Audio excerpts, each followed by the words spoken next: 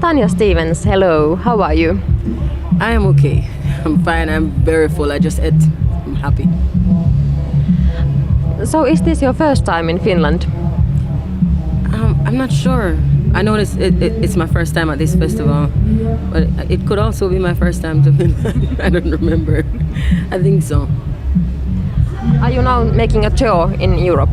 Oh yes. I'm doing a few different countries. I'm playing mostly on the weekends.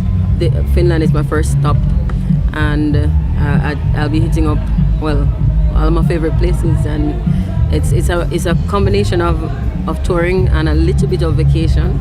I brought my family and we're hanging out and seeing some sights and getting some pictures. I never get to do that, so this is the first time. Big challenge. How did you end up to be reggae music? Well, I was born and raised in Jamaica, and it's kind of a part of our everybody's lives. You know, it's not even music anymore. It's kind of a way of life. Everybody in Jamaica, even though we do love a wide variety of music, reggae is a part of us. So, you know, everybody in Jamaica is reggae. Reggae in Jamaica is somehow men's field. There's not that many female artists. How do you see yourself in reggae business? Well, I don't see it like that. I see it as the women in reggae are so powerful that you need a lot more guys to measure up to them. What about quite many of Jamaican male artists? Their reggae songs are somehow, you can say, homophobic or against homosexuality. You are somehow in totally different line. How do you see this? Well, first off, it's a few Jamaican artists who are singing the homophobic lyrics. There are many artists from Jamaica who don't sing any kind of discrimination at all. There are people who sing only about love and peace, like the way it was originally. And I happen to be one of those people who are different. I do some amount of active work with many groups comprised of people who have been disenfranchised in some way, and among them are the LGBT community of Jamaica.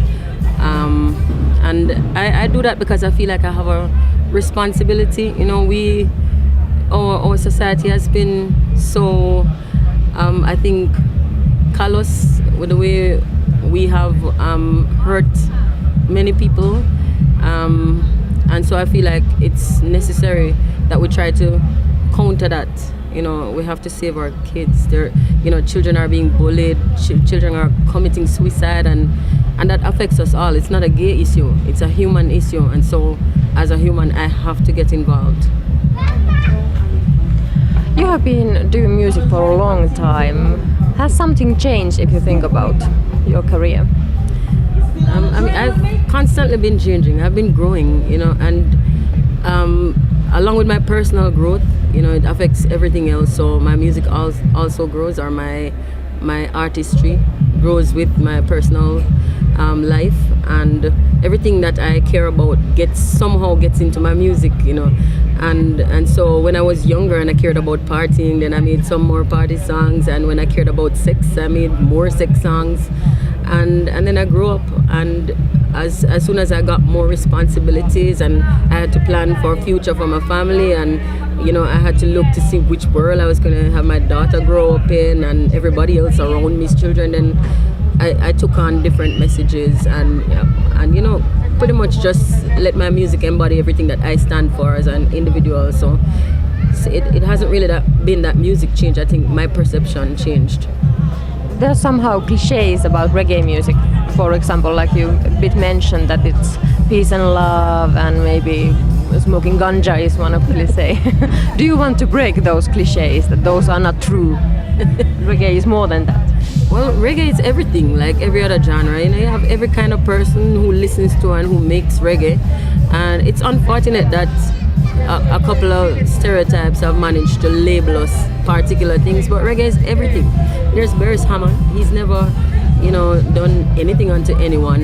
There's Freddie McGregor. These are my artists that I listen to. You know, the people I listen to, they have actually fed me with a lot to, to face my days, to wind down after a long day. And so it's everything, I just hope the world will broaden its view of reggae and of Jamaica and see that I'm not going to deny that negativity exists, and many of us are really against it, and we're working. We need the help of the world, but when people lock us out, our people don't get to go anyplace else and learn. They don't get to have exposure to another culture, so they may get a broader view. So we need more people to invite us over, so we may see how the other guys live, and learn something. And also everybody should come visit Jamaica, and that's how people grow. We learn about each other, we communicate, and the world changes from that. You have to see it with your own eyes. Yes. Thank you very much and have a good summer. Thank you, it's been my pleasure.